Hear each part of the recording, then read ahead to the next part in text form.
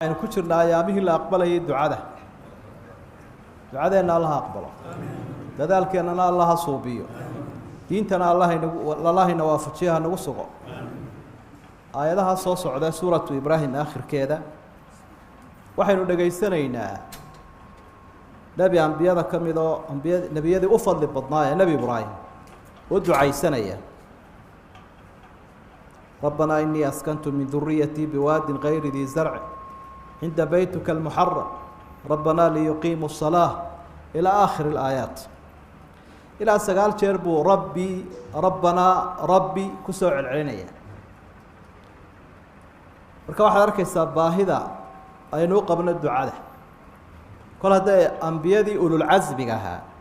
ee u fadliga badnaa sida u ducaysanayaan marka ugu horeyn ducada xukunkeedu waa waajib waxay ka mid tahay waxyaabaha waajibka ah ee nasaaran waa ilaahay baa ina amroyay udcuuni astajib lakum amar buu bixiyo ibaryabu ana waxaan ballan ku qaaday inaan idin aqbalo ducadu xikmad bay leedahay xikmadda ku jirtaa waxa weeye balaayada ku haysatana inuu ilaahay kaaga dul qaado tasoo socotana kaaga joojiyo cibaadadana waa kamid adducaa huwa alcibaada wa xadiidki saxiix ah cibaadada laftigeedii way ducadu adducaa mukhul cibaada markale cibaadadu waa ducadu waa dhuuxa cibaadada shay walba dhuux waa waxa asalka ah waxa marka aynu soconnaa dhowr qodob inaynu ku sheegno aadaabta ducada si aqbalkeedu u dhawaado iyo ijaabadeedu amarka ilaahay inaynu qaadano subxaanahu wa tacaala waxa kowka ah in ilaahay keligii la baryo sida aynu arkayno mar walba ilaahay cid iskuma lamaanaynayo ilaahay wuu ka weyn mid cid lagu lamaaneeyo haddaad ilaahay cid ku lamaanayso waxay ka dhigantahay iguma filla ilaahay iguma fille hebel ama heblaayaan ku kabaya وإذا سألك عبادي عني وكلي ودعوني أستجب لكم وكلي إياك نعبد وإياك نستعين وكلي وحكى لا لو درين إلهي أو هبل أو دي صومالد هالكاسيكو هذا إلهي أولي هبل أو أي أورنشري أو كان ينكوك عنين إلهي أوريا أرب أو كوف لين سبحانه وتعالى يوحك بضنبا أن تسوامد وأنا آداب تواجبك آداب تواجبك وحكم ذا إنه ده قفك حلال عيه حديث كي صحيح قرنا إنسان النبي يقول إنه وشجع عليه الصلاة والسلام قفك هذا حرام عنيه أما دركي سحران يا أما دوني سحران يا أما وح عب يا أما وح اللي سكري ده سيد الله أقبله يا واضح إنسان حديث ك40 كقرة فأنا يستجاب لذلك سيد الله أقبله يا أبو الله رسول صلى الله عليه وسلم وأنا هالكلا إنك راعين تيو بدن تيمانت أنت نلقي قبضينه يقال قاضي الشرع أيينو أرنينا roobkii baa dii waayo balaayadii baa kici weeyday dalkii baa isbedelay waa dalayno inagu qiiq ku neefna iyo sun marka xalaasha hal ogaado qofku hadduu doonayo inuu mustajaabu dacwo noqdo qof ducadiisa la aqbalo waa inuu xalaal xun yahay xalaal waa inuu noqdaa dadkeenii hore dee jeenigaas ay iska cuni jireen oo xoolahooda iyo cadkooda iyo caanahoodaas iyo waxaan walaaqane baac mushtariga iyo khiyaamada iyo balaadaas way ku yarayaan marka ilaahay barayaan markiiba waa loo aqbali jiray آدابتا كصدحادا واجبكي waxa weeyeen markaad ilaahay baryayso dambina ha ku ducaysan qaraabo goystimana ha ku ducaysan rasuulku wuxuu yiri sallallahu alayhi wasallam midkii waa la aqbalaya ducadiisa ma lam yad'u bi ithmin aw qati'ati rahim hadaan qaraabo goystimo ku darin ducadiisa ama dambi ku darin waa caam hadaad wax dambiye ilaahay barido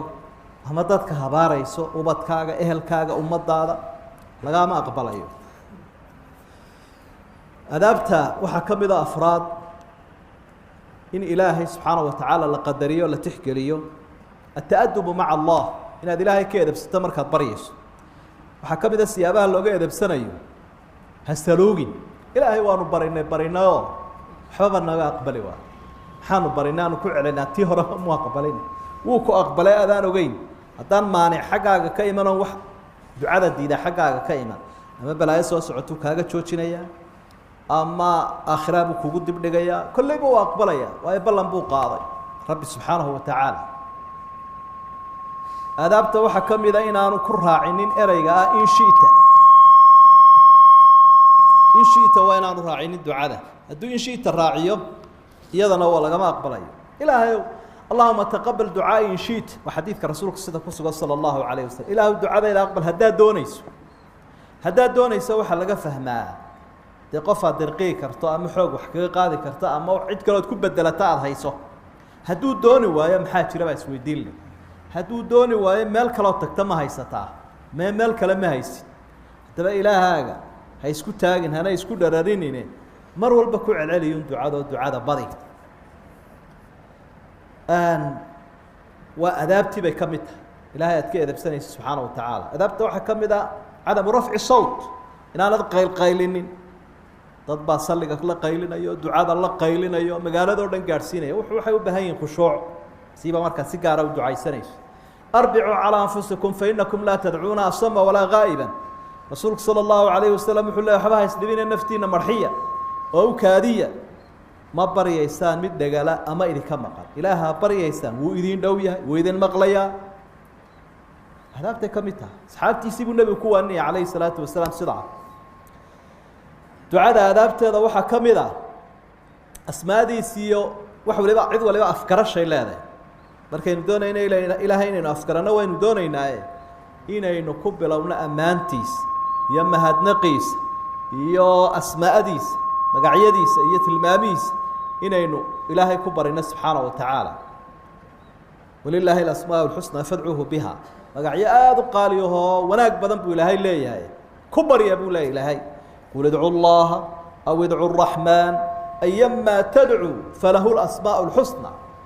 araxmaan allah kaad doontaan ilaahay ku barya oo magacyo wanaag badan buu ilaahay leeyahay ku ducaysta buu ilaahay leeyahay marka yaa raxmaan yaa raxiim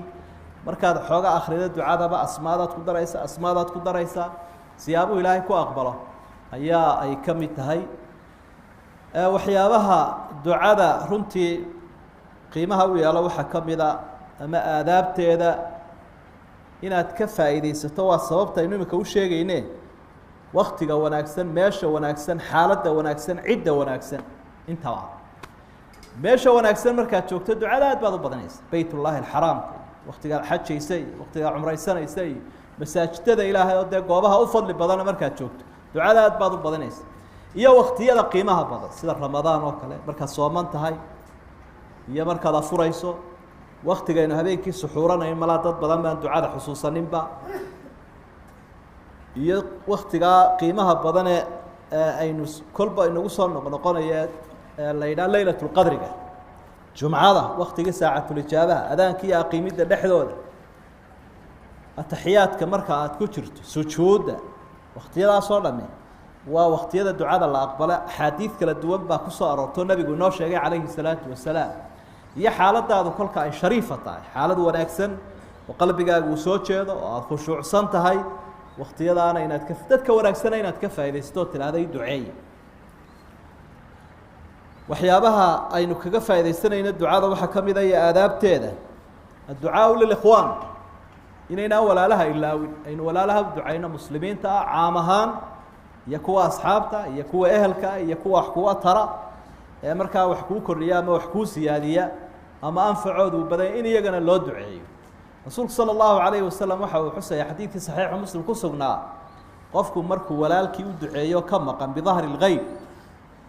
malag baa ag joogo wuxuu idhaahdaa aamiin walaka bimil allaha kaa aqbala ducada adiguna intaa aada ugu ducaysay in la eg ayaad leedahay markaa malagii saasuu kuu sheegayaa malaggaa shaqadiisu waxa weeye markaad dadka u ducayso inuu isaguna adiga kuu duceeyey malaa'igtana ilaahay ducadooda wuu aqbalaa taana dee wax kharashah iyo wax lacagah iyo wax hawlaho inaga baxayaa ma jireen ducadii un waa inaad caam ka dhigtaa ilaahay wuxuu ku ammaanay mu'miniinta marka had iyo jeer ay ducaynayaan waxay leeyihin rabbana اغfir lana waliikhwaanina aladiina sabaquuna biاliimaan walaa tajcal fii quluubina gila liladiina aamanuu rabbana inaka ra'uufu raxiim ambiyaduna saasun bay ahaayeen oo nebi waliba markuu ducaysanayo keligiima ducaysanaya mu'miniintuu ducaynaya rabbi اغfir lii waliwaalidaya walilmu'miniin marka aadaabta ilaa 7 haddii aynu ku dadaalo waxaad inta kalena waa caam oo way soo hoosgelaysaaye ducada in sha allahu tacaala aqbalkeeda iyo ijaabadeedu wuu dhowaanayaa cibaadooyinkii baanay ka mid tahay markaa kolkaynu xoogaa joogna waa inaad ducaysato ilaahayna isagaa ina baray luqadahoo dhan luqad walba isagaa ina baray oo inoo abuuray marka luqadda aad biyo gacmahaagaa laga dhargaabaa la yidhi luqaddaad aada u sugayso haddaad af carabiga garan kari weydo walaad af soomaaligaad ku ducaysanaysaa wixii kuu daran ayuunbaad kolba ku dadaalaysaa inaad ilaahay barida inuu kaa dulqaado subxaanahu watacaala ducadana dee kolka aad eegto nusuusta ilaahay uu aqbalaa kolka aad eegto tijaabooyinka la sameeyeyna haddaad taariikhdaada dib u celiso intaasoo jeeroo ducadaada la aqbalay ama cid ku ducaysay ducadoodii lagu aqbalay ayaad arki karaysaa marka aadaabta ducaduna waa sidaas ducadana aynu badinna ayaamaha iyo wakhtiyada qiimaha badan ilaahayna inaga aqbalo ducadeena dembigeenana allah ha dhaafo laylatulqadrigana allah ina waafajiyo sala allahu calaa nabiyina muxamedin waaalihi wasaxbi waslem subxaana